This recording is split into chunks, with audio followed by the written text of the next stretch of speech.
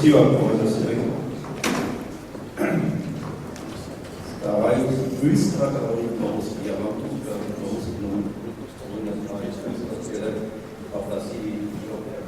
я из Berlina, сами из Лаборатории, мой центр находится в клинике Charité в Берлине, и сам лаборатория даже находится в отделении кардиологии, и поэтому мы очень близко к этим теме.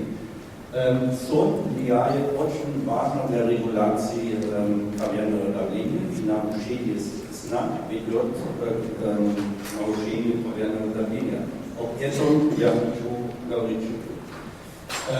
Как вы знаете, кровяное давление ночью снижается, но снижается не только кровяное давление, но тоже пульс. И это интересное исследование показано, что смертность увеличивается, если ночью пульс не снижается. Смертность тоже увеличивается, если кровяное давление не снижается. А если даже комбинация оба, если не снижается кровяное давление и не снижается пульс, тогда самая большая степень смертности. Так что нам нужен ночью вот этот спад пульса и кровяного давления, так называемый ДИП. И это вы, наверное, знаете, мы думаем, что во всем мире страдает 1 миллиард человеков повышенным кровяным давлением, но видим, что кровяное давление не спадает ночью, это независимый параметр для риска сердечно-сосудистых заболеваний. Мы знаем об этом.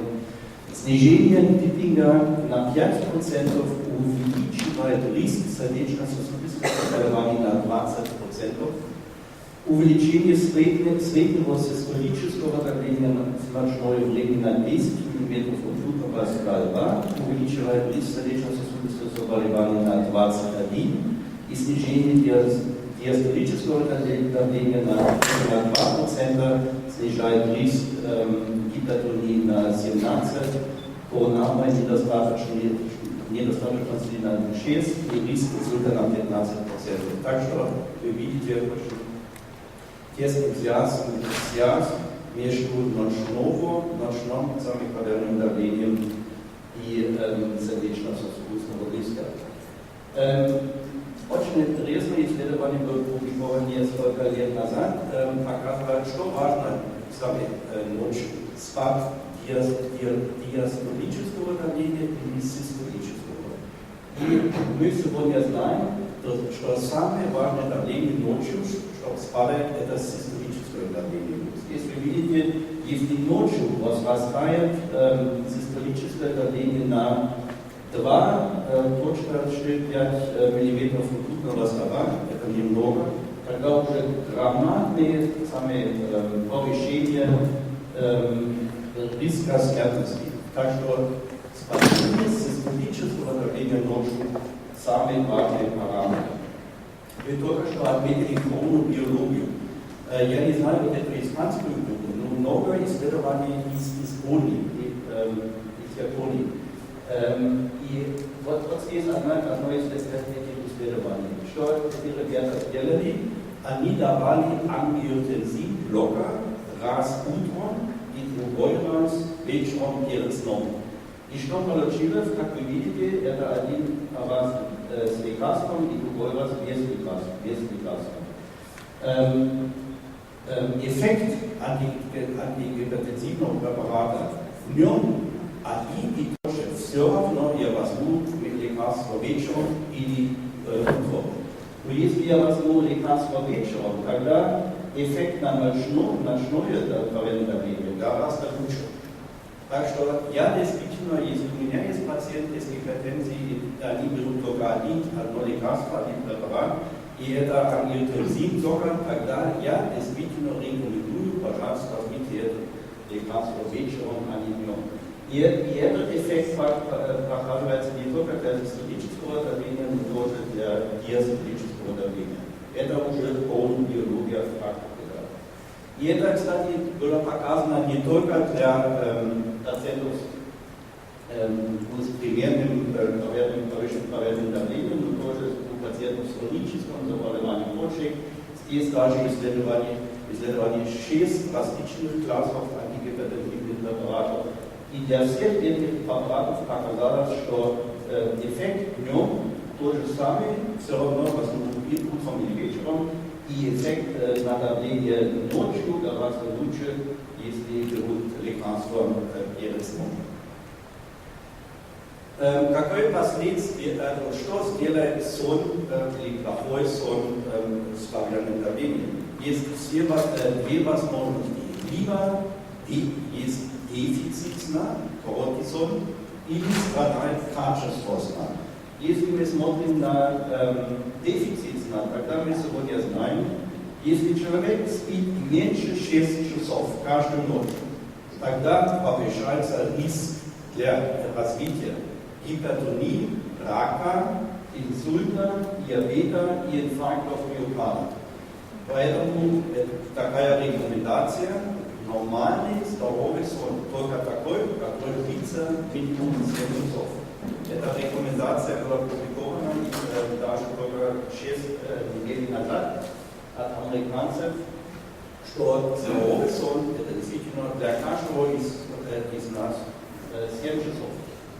Окей, и не только длительность сна влияет на инциденцию гипертензии, also на вероятность развития артериального давления, но только тоже качество, если видите, это нормальный сон, это плохой сон, и это уже инсомния, и чем хуже сон, чем больше вероятность развития артериального давления. Так что короткий сон повышает артериальное давление, и плохой, качественный сон тоже повышает артериальное давление. С какими заболеваниями сна мы сами работаем, какие есть? В основном есть 6, у нас такая категория, 6 заболеваний сна, это инсомния, нарушение дыхания во время сна, центральная гиперсомния, циркадиальные нарушения цикла сонных бодрствования, парасомния и нарушение движения. Все эти заболевания сна влияют на артериальное давление. Мы не точно знаем. Пока нет данных, что центральная гиперсомния влияет на артериальное давление. Пока нет данных, что парасомния с новорождением также влияет на артериальное давление. Но мы хорошо знаем, что нарушение движения, допустим, беспокойные ноги, они могут повышать артериальное давление. Мы знаем, что инсомния повышает артериальное давление. Но самая главная группа для гипертензии это нарушение дыхания во время сна. Поэтому это мы говорим. Вы эту картинку уже видели, что такое обструктивный синдром апноэ во сне. Причина этого синдрома это есть нервы, которые иннервируют мотонейроны. Это те нейроны, которые ответственны за тонус мышц в руках. Если эти нервы ночью тоже спят, тогда мышцы не получают сигналы, мышцы не получают никаких сигналов, когда они расслабляются. Если они расслабляются, тогда будет тесно здесь в руках. Это значит абстракция. Каждый четвертый мужчина в возрасте от 40 до 60 страдает этим синдромом.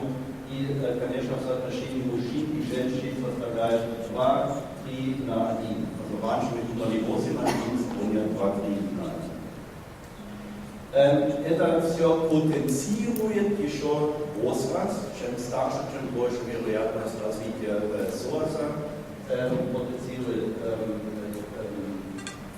пол, я уже сказал, и, конечно, избыточный вес, потому что избыточный вес еще влияет через шею, потому что в шее есть жир в шее, в основном влияет на килограмм кожи. И жир в животе влияет, конечно, на движение легких, и поэтому вот у людей с избыточным вес этот синдром еще потенцируется. Какая распространенность нарушения дыхания во сне? Мы не знаем в Германии, мы не знаем в Украине, в многих странах мы не знаем, потому что только несколько исследований были сделаны в Штатах, в Бразилии, в Испании, в Индии и в Австралии, и в Гонконге. От следующий стран были исследования сами по распространенности СОАСа. И что эти ребята сделали? Они смотрели на индекс апноэ и гипопноэ. И, может, вы знаете, этот индекс патологический, если он выше 5. Тогда получается синдром апноэ и гипопноэ вас нет. Но если этот индекс выше 15, тогда уже получается средний и тяжелый степень этого заболевания. И все исследования смотрели на средний и тяжелый степень.